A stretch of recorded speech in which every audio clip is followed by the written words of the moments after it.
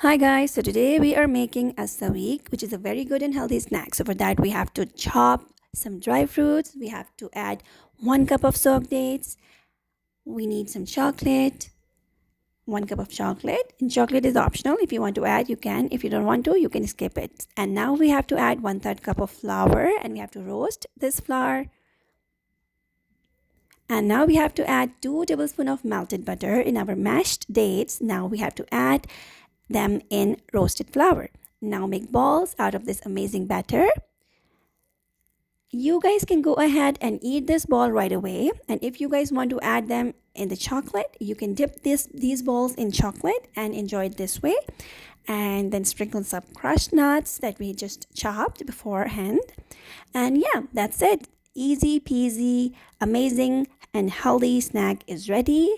And don't forget to try this recipe and let me know in the comment section below how do you like it. And yeah, don't forget to like, subscribe and share Ashnar Vision. Take care of yourself and your family. Have a great day. Bye.